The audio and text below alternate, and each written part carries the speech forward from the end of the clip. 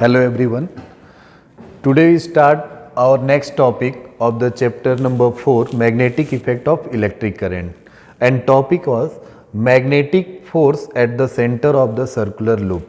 ठीक है, तो आज हमारा जो टॉपिक है वो है magnetic force at the centre of circular loop. हमें एक सर्कुलर लूप गिवन होगा। अभी तक हमने देखा था स्ट्रेट करंट कैरिंग कंडक्टर, अब एक सर्कुलर लूप लेंगे। इस सर्कुलर लूप के सेंटर पे हमें मैग्नेटिक फील्ड को फाइंड करना है।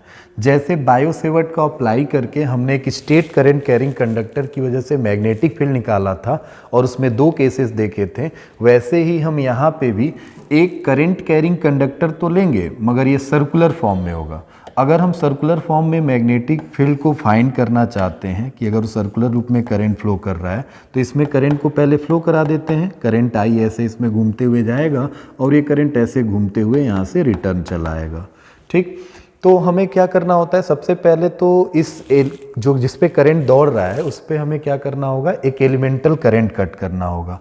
तो हम सपोज करो यहाँ पे एक छोटा सा एलिमेंट कट कर लेते हैं। एक यहाँ पे हमने एलिमेंट कट कर लिया, ये इस एलिमेंट का एक पर्टिकुलर डायरेक्शन ले लेते हैं। तो करंट अगर ऐसे घूम रहा है, इसमें देखो करंट ऐसे गया, ऐसे घूमते हुए नीचे आ रहा है, तो क्या एलिमेंट का डायरेक्शन भी इधर होगा, मतलब डीएल भी नीचे की तरफ आ रहा है। दूसरी चीज़ हम क्या फाइंड करते हैं, ये डीएल जहाँ पे मैग्नेटिक फील्ड फाइंड करना है इस पी पॉइंट पे कितने डिस्टेंस पे है। तो अगर डिस्टेंस देखें तो क्या इस सर्कुलर लूप का रेडियस कहलाएगा, तो यहाँ पे हम उसके रेडियस को लिख लेते हैं आर। ठीक, अब हमें इन बातों का अगर पता चल गया तो सेकेंड दो चीज़ें हो गई। तो थर्ड अगर हमें पता लगाना है तो एंगल की बात आती है। एंगल होता है कि सर फॉर्मूले में अगर देखें तो यहाँ पे डीएल जो है ये ऐसे चल रहा है, टेंजेंशियल है, और यहाँ पे करंट देखो अगर ध्यान से तो करंट चल रहा है हमारे पास इस डायरेक्शन में। मैग्नेटिक फील्ड का अगर डायरेक्शन देखा जाए तो करंट नीचे की तरफ है और इस पॉइंट पे मैग्नेटिक फील्ड निकालोगे तो मैग्नेटिक फील्ड नीचे की तरफ जाएगा बोर्ड के अंदर। यहाँ से अगर देखें तो करंट किधर जा रहा है, करंट ऊपर की तरफ जा रहा है, तो भी मैग्नेटिक फील्ड किधर होगा, इनवर्ट। मतलब पूरे लूप में जितना भी तुम डीएल कट करोगे इस पी पॉइंट पे मैग्नेटिक फील्ड इनवर्ट होगा। तो एंगल की बात से अगर हम देखें तो छोटा सा मैग्नेटिक फील्ड जो इस डीएल की वजह से मिलेगा वो कितना होगा, म्यू नॉट अपॉन 4 पाई आई डीएल साइन थीटा अपॉन में आर स्क्वायर, ये होता है फॉर्मूला। थीटा एंगल होता है हमारे पास रेडियस, मतलब जो ये लिया रेडियस आर, पोजीशन वेक्टर जो था, और उस डीएल एलिमेंट आई डीएल वाला जो करंट जिसमें फ्लो कर रहा था उनके बीच में। तो क्या यहाँ पे ये एंगल 90 डिग्री का बनते हुए दिखाई दे रहा है, तो यहाँ पे इसकी वैल्यू कितनी हो जाएगी, साइन 90, और साइन 90 कितना होता है 1। तो यहाँ पे हम लिख दें साइन 90 और साइन 90 की वैल्यू हो जाएगी 1। तो ये वैल्यू हटा दें तो ओनली डीबी की वैल्यू कितनी हो जाएगी हमारे पास, म्यू नॉट अपॉन 4 पाई आई डीएल और नीचे हो गया आर स्क्वायर। ओके, अब यहाँ पे हमें इसको इंटीग्रेट करना होगा पूरे लूप के लिए, तो दोनों तरफ इंटीग्रेशन कर देंगे पूरे क्लोज लूप के लिए। अगर हम इंटीग्रेट करेंगे तो कांस्टेंट वैल्यू सब बाहर आ जाएगी, म्यू नॉट अपॉन 4 पाई बाहर आ गया, करंट बाहर आ गया, और आर ये जो रेडियस है किसी भी पॉइंट पे तुम कट करोगे तो वो रेडियस सबके लिए क्या कहलाएगा, आर ही कहलाएगा। तो हम रेडियस को भी कांस्टेंट मान के उसको भी बाहर निकाल लेते हैं। ओनली इंटीग्रेशन के पार्ट में क्या बच गया, डीएल बच गया। अब डीएल डीएल डीएल इस पूरे लूप पे कहीं पे भी तुम अगर जोड़ते हो तो क्या इसका पूरा सरकमफियरेंस आएगा, तो इस सर्कुलर लूप का सरकमफियरेंस मतलब लेंथ, और लेंथ मतलब यहाँ पे सरकमफियरेंस, जिसकी वैल्यू होगी mu naught upon 4 pi I upon R square और इनटू में 2 पाई आर। यहाँ से अगर हम देखें तो r से एक r कैंसल आउट हो जाएगा, पाई से पाई की वैल्यू कट जाएगी, 2 से ये 2 कैंसल हो जाएगा, एंड फाइनली हमारे पास फॉर्मूला कितना मिल जाएगा, म्यू नॉट आई, और ऊपर सारी वैल्यू कैंसल है और नीचे ओनली क्या बच गया, 2 into R. Then magnetic field at the centre of circular loop कितना मिल गया हमारे पास, mu naught I upon 2r। इतना होता है सेंटर पे मैग्नेटिक फील्ड। ध्यान से देखिए तो यहाँ पे पता चल रहा है कि मैग्नेटिक फील्ड जो है इन्वर्सली प्रोपोर्शनल है इस डिस्टेंस या रेडियस के। जैसे जैसे इस रेडियस को तुम बढ़ाओगे, मतलब ये सर्कुलर लूप इस सेंटर से दूर जा रहा है, तो अगर ये इतना बड़ा हो जाता तो इस केस में हम क्या देखें, रेडियस बड़ा हो गया। रेडियस के बड़ा होने की वजह से इस पॉइंट पे जो मैग्नेटिक फील्ड प्रोवाइड होगा मिलेगा वो क्या होगा, पहले के कंपैरिजन में कम हो जाएगा। क्लियर है इतनी बात। और उस मैग्नेटिक फील्ड की वैल्यू कितनी होगी, mu naught I upon 2r। Okay, तो ये था magnetic field at the centre of circular loop. अब हमें मैग्नेटिक फील्ड देखना है सर्कुलर लूप की ही वजह से, बट एक्सिस पे। तो आइए हम देख लेते हैं, अगला टॉपिक वही है, magnetic field at a axis of a circular loop. तो हेडिंग रखेंगे magnetic field at a axis of circular loop, axis of circular loop. और ये एक्सिस सेंटर से पास होने वाली होगी। ध्यान दीजिएगा, मैं फिगर बना रहा हूं। एक हमारे पास ऐसे सर्कल लिया मैंने, एक सर्कुलर लूप, इसका सेंटर कहीं यहाँ पे होगा। इस सेंटर के अकॉर्डिंग अगर मैं एक्सिस ड्रॉ करूं तो यहाँ पे कोई पी पॉइंट हमने कंसीडर किया। इसी पी पॉइंट पे हमें मैग्नेटिक फील्ड को निकालना है। तो हमें सबसे पहले क्या करना होगा, इसका रेडियस लेना होगा। सपोज दैट मैं इसका रेडियस ले लेता हूँ, यहाँ से ये रेडियस ले लिया, इसका रेडियस हो गया r। ठीक है, जिस पॉइंट पे मैग्नेटिक फील्ड निकालना है उस पॉइंट से, सेंटर से इस पॉइंट का डिस्टेंस ले लीजिए, उस डिस्टेंस को आप ले लीजिए स्मॉल r। ठीक है, ऊपर वाले पोर्शन से इसको ऐसे पहले अटैच कर दीजिए और नीचे वाले पोर्शन से भी इसको अटैच कर दीजिए। अभी ऐसा क्यों किया समझा रहे हैं। ये सर्कुलर लूप है, इसका सेंटर, और सेंटर से ये जा रही है पॉइंट P, इसी पे हमें मैग्नेटिक फील्ड निकालना है। अब अगर इसमें करंट को हम दौड़ाते हैं तो करंट अगर ध्यान से देखें, सर्कुलर लूप में करंट अगर ऐसे दौड़ रहा है तो इस केस में हम करंट को कैसे भी ऐसे लेके चलना है, एंटी क्लॉकवाइज क्लॉकवाइज, वो तुम्हारे ऊपर डिपेंड करता है। मान लो करंट ऐसे चल रहा है तो इस पोर्शन पे देखो जहाँ पे हमने ये लाइन ज्वाइन किया है, इसमें करंट कहीं ऐसे इनवर्ट जाते हुए दिखाई देगा। करंट इनवर्ट जाते हुए मतलब ऐसे जा रहा है, ऐसे अंदर की तरफ। तो करंट अंदर अगर जाएगा तो उसी पॉइंट पे तुम्हें डीएल कट करना होगा। तो यहाँ पे क्या लिख लोगे, आई डी एल। अब करंट चल रहा है देखो अंदर की तरफ, करंट चल रहा है अंदर की तरफ, ऐसे गया अंदर, और इस पी पॉइंट पे मैग्नेटिक फील्ड निकाला तो यहाँ से मैग्नेटिक फील्ड क्या कुछ ऐसे आएगा, ये बन जाएगा मैग्नेटिक फील्ड, और ये छोटा सा मैग्नेटिक फील्ड dB होगा। सिमिलरली जब करंट ऐसे आएगा तो यहाँ पे बाहर निकलेगा, तो यहाँ पे करंट ऐसे कहीं बाहर निकला तो इसको भी हम लिख देंगे IDL। और ये देखें अगर ध्यान से तो इसकी वजह से करंट बाहर आ रहा है यहाँ पे, तो मैग्नेटिक फील्ड इस पॉइंट पे फिर मिल जाएगा कुछ इस डायरेक्शन में, जो भी ये भी क्या होगा, dB होगा। तो dB दो मैग्नेटिक फील्ड मिल गए हैं। अब अगर हम यहाँ पे इसी मैग्नेटिक फील्ड की वैल्यू को निकालना चाहते हैं तो पहले देखिए कि ये तो इंक्लाइंड है, इंक्लाइंड है मतलब इसका क्या होगा, कंपोनेंट होगा। तो पहले इनका कंपोनेंट ड्रॉ करते हैं। सपोज करो मैं यहाँ पे एंगल ले लेता हूँ, यहाँ पे एक एंगल ले लेता हूँ और यहाँ पे एक एंगल ले लेता हूँ। ये एंगल दोनों सेम होंगे, ये थीटा है तो ये भी कितना होगा, थीटा होगा। अगर मैं यहाँ पे एक लाइन ऐसे वर्टिकल ड्रॉ कर देता हूँ तो यहाँ पे एंगल बनता हुआ दिखाई देगा। ये भी एंगल कितने डिग्री का होगा, थीटा डिग्री का। कैसे, तो थोड़ा ध्यान से सुनना। यहाँ पे ये जो पहली वाली यहाँ से यहाँ तक का डिस्टेंस था, इसका नाम दे दो x और इसका भी नाम दे दो x। इस लाइन से, ये जो लाइन जा रही थी, इस लाइन से ये वाला जो हमारा मैग्नेटिक फील्ड बन रहा था, ये मैग्नेटिक फील्ड कितने डिग्री का एंगल बनाएगा, यहाँ पे मैं बना रहा हूँ, ये मैग्नेटिक फील्ड बनाएगा 90 डिग्री का एंगल। और सिमिलरली इस वाले लाइन से वो वाला जो मैग्नेटिक फील्ड बन रहा है वो भी मैग्नेटिक फील्ड कितने डिग्री का एंगल बनाएगा, 90 डिग्री का। तो यहाँ पे देखो ध्यान से, ये एंगल यहाँ से आते हुए 90 डिग्री है, तो थीटा थीटा 2 थीटा हो गया। तो बचा हुआ यहाँ पे कितना हो जाएगा, ये 90 माइनस 2 थीटा।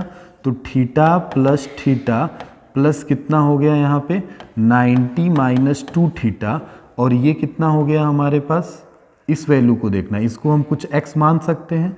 मतलब यहाँ से अगर हम, सॉरी ऐसा करो, तुम वैल्यू यहाँ से ले लो।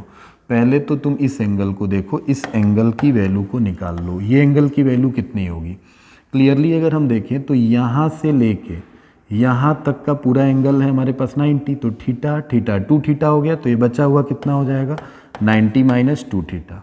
अब ये एंगल थे ना, देखना ये जो हमारा रेड कलर से है, क्या यहाँ पे टोटल 90 डिग्री का एंगल बन रहा है। तो यहाँ तक के एंगल को तुमने निकाल लिया है। कितना निकाला है, यहाँ से यहाँ तक का एंगल, ऊपर वाला एंगल हो गया हमारा थीटा, और ये बीच वाला कितना हो गया 90 माइनस 2 थीटा, और बीच वाला ये एंगल कितना हो गया है हमारे पास, ये निकालना है x। तो इस x की वैल्यू, इसको मान लो x की वैल्यू को निकालना है। चलो इसको x नहीं y मान लो, क्योंकि तुमने x इसको मान रखा है।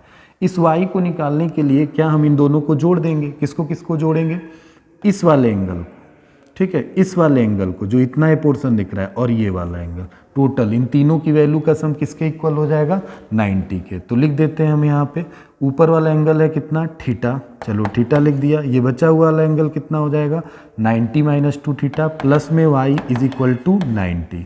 देखो ध्यान से 90 से 90 कट जाएगा, थीटा में से 2 थीटा जाएगा तो कितना बन जाएगा थीटा प्लस में y माइनस का is equal to 0, then y की वैल्यू कितनी आ जाएगी थीटा। यही बोल रहा था मैं, ये y जो एंगल बना है वो एंगल कितने डिग्री का आ जाएगा थीटा डिग्री का। तो क्या मैं यहाँ पे लिख सकता हूँ ये y हटा के मैं यहाँ पे क्या लिख सकता हूँ थीटा, ये सब हटा देता हूँ, यहाँ पे ये भी हटा देता हूँ, ये भी हट गया, यहाँ पे एंगल लिख दिया थीटा। सिमिलरली ऊपर वाला भी थीटा, तो ये कितना हो जाएगा db cos थीटा और ऊपर वाला भी कितना हो जाएगा db cos थीटा। और सिमिलरली इसका एक कंपोनेंट जो अंदर की तरफ बनेगा वो कितना हो जाएगा db sin थीटा और ये भी कितना हो जाएगा db sin थीटा। अगर तुम पूरा एक लूप कंप्लीट करते हो तो क्या db cos थीटा से कैंसल आउट हो जाएगा, ओनली कितने बच जाएंगे हमारे पास 2 db sin थीटा। बट हमें इस पे एक ही एलिमेंट कट करना है और पूरे लूप के लिए इंटीग्रेट करना है, तो एक यहाँ पे एलिमेंट कट करके जब पूरे लूप के लिए करोगे तो ओनली 1 dB sin थीटा आएगा। तो तुम्हें इंटीग्रेशन बस किसके लिए, मतलब तुम्हें नेट मैग्नेटिक फील्ड अगर चाहिए यहाँ पे तो तुम्हें किसको इंटीग्रेट करना पड़ेगा dB sin थीटा को। अब बात आएगी dB की वैल्यू कितनी है और sin थीटा की, बस वैल्यू उठा के पुट करो और इंटीग्रेट कर दो, आंसर तुम्हारे पास है। मैग्नेटिक फील्ड की वैल्यू अगर हम देखें तो अब कितनी आएगी dB, तो dB की वैल्यू रखते हैं, dB की वैल्यू बायो-सेवर्ट लॉ से म्यू नॉट अपॉन 4 पाई, करंट कितना चल रहा था I, एलिमेंट कितना है dl, साइन थीटा, और साइन थीटा को ध्यान से देखना, साइन थीटा आई dl और किसके बीच का है आई dl और ये डिस्टेंस x, इनके बीच का जो डिस्टेंस दिख रहा था x, इसके बीच में एंगल कितना था, तो क्या यहाँ पे टेंजेंट कहलाएगा। ध्यान से देखो ये हमारा क्या है टेंजेंट है, अंदर की तरफ जा रहा है और ये लाइन इससे जुड़ी है, तो कितने डिग्री का एंगल बना रही है यहाँ पे 90 डिग्री का। तो क्या साइन 90 हो जाएगा यहाँ पे, साइन 90 अपॉन डिस्टेंस का स्क्वायर, तो यहाँ से यहाँ तक का डिस्टेंस कितना कंसीडर किया है x, तो कितना हो जाएगा x का स्क्वायर हो जाएगा। ठीक है, इनटू में कितना है साइन थीटा, तो लिख देंगे यहाँ पे साइन थीटा। अब साइन थीटा क्या है, रिप्लेस करते हैं। थोड़ा इस ट्रेंगल को देखो, क्या इस ट्रेंगल में ये डिग्री 90 डिग्री है, तो यहाँ पे एंगल कितना बना है थीटा, तो थीटा के सामने परपेंडिकुलर और ये क्या हो गया हाइपोटेनस, तो क्या r बाई एक्स लिख सकते हैं इसको। तो साइन थीटा को हटाते हैं और इसकी जगह पे क्या डाल देते हैं r बाई एक्स, लिख दिया r perpendicular upon hypotenuse r by x. x small लिया है, चलो x स्मॉल ले लेते हैं। साइन 90 कितना हो जाएगा यहाँ पे 1, तो इसको 1 कर लो, जो वैल्यू कांस्टेंट है उसको बाहर निकाल लो, म्यू नॉट 4 पाई आई बाहर आ गया, अंदर से कितना नीचे से x, ये x भी कांस्टेंट होगा, एक x और है तो क्या x क्यू बाहर आ जाएगा, ऊपर से r आ जाएगा और अंदर बच जाएगा ओनली dl। क्या dl का इंटीग्रेशन कर दिया जाए, dl dl इंटीग्रेट होगा पूरे क्लोज लूप के लिए, तो कितना हो जाएगा इसका सरकमफियरेंस, और इसका सरकमफियरेंस कितना हो जाएगा 2 पाई r, then mu naught I are upon 4 pi x Q और इनटू में 2 पाई और रेडियस कितना लिया था कैपिटल R। तो यहाँ ध्यान से देखो पाई से पाई क्या हो जाएगा कैंसल, तो कैंसल आउट कर देते हैं, पाई से पाई गया, 2 से ये 2 चला जाएगा, R और R आर क्यू हो जाएंगे, तो यहाँ पे वैल्यू हो जाएगी mu naught I are Q upon नीचे कितना हो जाएगा हमारे पास 2x क्यू, क्या इतनी वैल्यू होगी, ये मैग्नेटिक फील्ड मिलेगा। बट हमें जो वैल्यू पता होगी ऊपर आर क्यू नहीं, सॉरी आर कितना होगा स्क्वायर होगा, इसको सही कर लेना, आर और आर स्क्वायर होंगे। अब इसमें ध्यान से देखो आर स्क्वायर तो चलो ठीक है सर्कल का रेडियस था, इस रिंग का रेडियस दिया गया था, बट एक्स हमने कंसीडर किया था, हमें तो ये आर स्मॉल आर वाला डिस्टेंस पता था, तो क्या एक्स को रिप्लेस कर दें, तो तुम बताओ पाइथागोरस थ्योरम लगा दो, ये ट्रायंगल दिख रहा है, इस ट्रायंगल के हिसाब से ये परपेंडिकुलर ये बेस, तो क्या हो जाएगा R square plus small R square, और इसको किस में लिख देंगे रूट में, रूट को भी चाहे तो यहाँ से क्या कर दें हटा दें, अगर रूट को हटा दें तो क्या पावर 1/2 आ जाएगा, तो इनका पावर लिख देते हैं 1/2, मतलब x की जो वैल्यू मिली है उठा के पुट कर दीजिए। अगर यहाँ पे वैल्यू रखते हैं तो B इज इक्वल टू कितना हो जाएगा, mu naught I R square upon नीचे हो जाएगा 2 और x क्यू है तो q है और पावर 1/2 है इसका, तो क्या हो जाएगा आर स्क्वायर प्लस यहाँ से वैल्यू लेना है आर स्क्वायर और टू दी पावर 3 तो ऊपर है 1/2 तो क्या हो जाएगा 3/2। ये मिलेगा हमारे पास magnetic field at the axis of centre, centre वाली एक्सिस पे इस P पॉइंट पे मैग्नेटिक फील्ड। अब सारी क्वांटिटी गिवन होगी, उठा के इस फॉर्मूले में पुट कर देंगे, मैग्नेटिक फील्ड मिल जाएगा।